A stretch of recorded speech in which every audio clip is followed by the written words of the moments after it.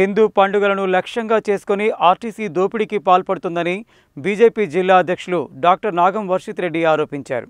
హిందూ పండుగల సందర్భంగా ప్రయాణికులకు రవాణా సదుపాయాలు పెంచాల్సింది పోయి ప్రత్యేక బస్సుల పేరుతో అధికంగా ఛార్జీలను వసూలు చేస్తున్నారని మండిపడ్డారు. బుధవారం బీజేపీ నల్గొండ జిల్లా కార్యాలయంలో ఏర్పాటు చేసిన మీడియా సమావేశంలో ఆయన మాట్లాడారు.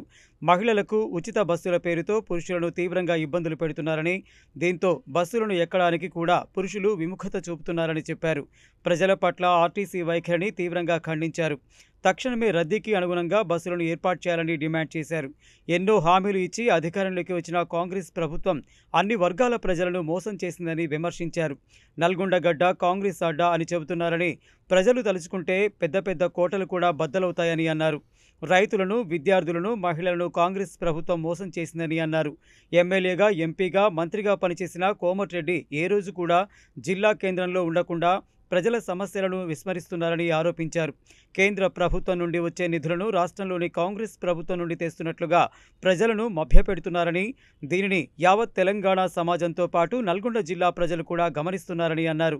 అంత్యోదయ లక్ష్యంతో పనిచేస్తున్న ప్రధాని మోడీ నిర్ణయాలను ప్రజలందరూ స్వాగతిస్తున్నారని, ఏ ఎన్నిక వచ్చినా బీజేపీ అభ్యర్థులను గెలిపించడానికి ప్రజలు సిద్ధంగా ఉన్నారని, ఏ ఎన్నిక వచ్చినా ఎదుర్కొనేందుకు బీజేపీ సిద్ధంగా ఉందని ప్రకటించారు. మీడియా సమావేశంలో బీజేపీ నాయకులు గోలి మధుసూదన్ రెడ్డి, మిర్యాల వెంకటేశం, ఫకీర్ మోహన్ రెడ్డి, పిన్నింటి నరేందర్ రెడ్డి, బీపంగి జగ్జీవన్, మంగళిపల్లి కిషన్, దాసరి వెంకన్న, పులకరం భిక్షం, పిండి పాపిరెడ్డి, దాసరి కృష్ణ తదితరులు ఉన్నారు. హిందువుల పండుగలే లక్ష్యంగా ఆర్టీసీ దోపిడీ చేస్తూ ఉన్నది. ఈరోజు హిందువుల పండుగలు జరుగుతూ ఉంటే ప్రయాణికులకి సౌకర్యాలు కల్పించి స్పెషల్ బస్సులు ఏర్పాటు చేయడం ప్రభుత్వ బాధ్యత కాదా? మహిళలకి ఉచిత బస్సులు అని చెప్పి పురుషులను తీవ్రంగా ఇబ్బంది పెడతా ఉన్నది యొక్క కాంగ్రెస్ ప్రభుత్వం. పురుషులు కనీసం ఈరోజు ప్రభుత్వ బస్సులు ఎక్కడానికి కూడా విముఖత చూపిస్తూ ఉన్నారు. టీజీఎస్ ఆర్టీసీ వితండ వాదానికి స్పందించినటువంటి యొక్క కాంగ్రెస్ ప్రభుత్వ వైఖరి మేము తీవ్రంగా ఈరోజు ఖండిస్తూ ఉన్నాము. ఈరోజు నల్గొండ జిల్లాలో ఎక్కడ చూసినా కూడా ఏ పనులు కాకుండా అనేక హామీలు ఇచ్చి ఓట్లు ఇచ్చినటువంటి యొక్క కాంగ్రెస్ పార్టీ ఈరోజు అన్ని వర్గాల ప్రజలందరికీ కూడా మోసం చేసింది. జిల్లా మంత్రి కోమటిరెడ్డి వెంకటరెడ్డి గారు నల్గొండ పట్టణంలో వారి యొక్క కార్యకర్తల సమావేశం ఏర్పాటు చేసుకుని నల్గొండ గడ్డ కాంగ్రెస్ అడ్డా అని చెప్తా ఉన్నారు. ప్రజలు తలుచుకుంటే కొండలు కూడా బద్దలైతాయి. మీరు ఇచ్చినటువంటి ఏ హామీలు కూడా నల్గొండలో నెరవేర్చలేదు. రైతులను మోసం చేసిండ్రు, విద్యార్థులను మోసం చేసిండ్రు, మహిళల్ని మోసం చేసిండ్రు. మీరు ఒక ఆర్ఎన్బి మినిస్టర్గా ఉండి నల్గొండ జిల్లాలో రోడ్లు చాలా అధ్వానంగా ఉన్నాయి. ఈరోజు ఎస్ఎల్బీసీ ప్రాజెక్టు కూడా మీ హయాంలో మీరు శంకుస్థాపన చేస్తే ఇప్పటి వరకు కూడా మరి ఇరిగేషన్ మంత్రి నల్గొండ జిల్లాలోనే ఉంటారు. ఉమ్మడి నల్గొండ జిల్లాకు సంబంధించినటువంటి ఎటువంటి సమస్యలు కూడా ఇప్పటికి కూడా మీరు పరిష్కరించకపోవడానికి పరిణామాలు ఖచ్చితంగా ఈ యొక్క స్థానిక సంస్థల ఎలక్షన్లో మీరు చూస్తారు.